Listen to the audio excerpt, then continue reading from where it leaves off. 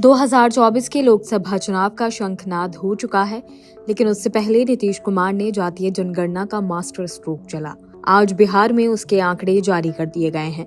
इस हिसाब से बिहार में 2,83,44,160 परिवार हैं। इसमें पिछड़ा वर्ग, अत्यंत पिछड़ा वर्ग, अनुसूचित जाति, अनुसूचित जनजाति और सामान्य वर्ग शामिल हैं।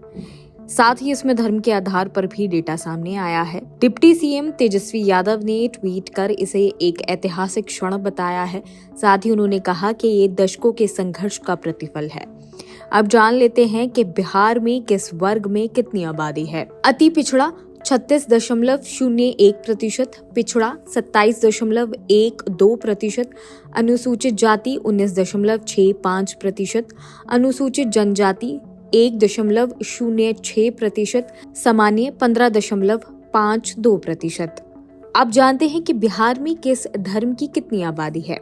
हिंदू 81.99%, मुस्लिम 17.7%, ईसाई 0.057%, सिख 0.011%, बौद्ध 0.085%, जैन 0.009%, अन्य 0.127%, कोई धर्म नहीं 0.0016%।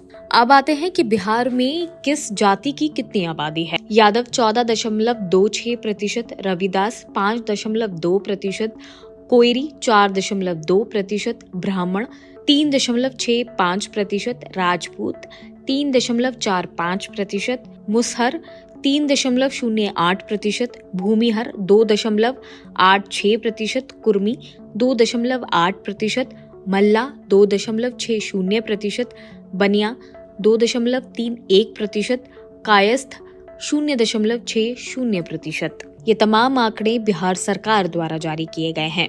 जातिगत जनगणना को लेकर लालू प्रसाद ने कहा है कि ये एक ऐतिहासिक क्षण है। साथ ही उन्होंने कहा कि बीजेपी की अनेक साजिशों, कानूनी अड़चनों और तमाम षड्यंत्र के बावजूद आज बिहार सरकार ने जाति आधारित सर्वे रिलीज किया है। ये आंकड़े वंचितों, उपेक्षितों और गरीबों को समुचित विकास और तरक्की के लिए समग्र योजना बनाने में काम आएंगे। साथ ही देश के लिए एक नजीर भी पेश करेंगे।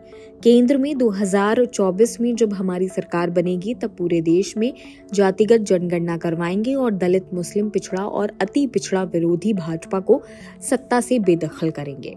बता दें कि बिहार में लंबे समय से तेजस्वी यादव जातीय जनगणना की मांग का मोर्चा खोले हुए थे। ऐसे में नीतीश कैसे पीछे रह सकते थे। नीतीश नहीं चाहते थे कि जातिगत जनगणना का सारा सियासी फायदा तेजस्वी को मिल जाए, इसलिए वो भी इस मांग को लेकर मुखर हो गए। यूं तो बिहार की राजनीति ओबीसी के इर्द गिर्द सिमटी हुई है। बीजेपी से लेकर तमाम पार्टियां इस तरफ ध्यान देती हैं। ओबीसी को लगता है कि उनका कुनबा बढ़ा है। अब आंकड़े सामने आने के बाद आरक्षण की 50% की सीमा टूट सकती है, जिसका फायदा उन्हें मिलेगा। ऐसे में देखना होगा कि जाति आधारित जनगणना नीतीश सरकार के लिए मास्टर स्ट्रोक साबित होगा या फिर अन्य राज्यों की तरह इस सर्वे की रिपोर्ट भी फाइलों में ही बंद रहेगी। फिलहाल इस खबर में सिर्फ इतना ही। बाकी और खबरें देखने के लिए जुड़े रहिए जनसत्ता के साथ।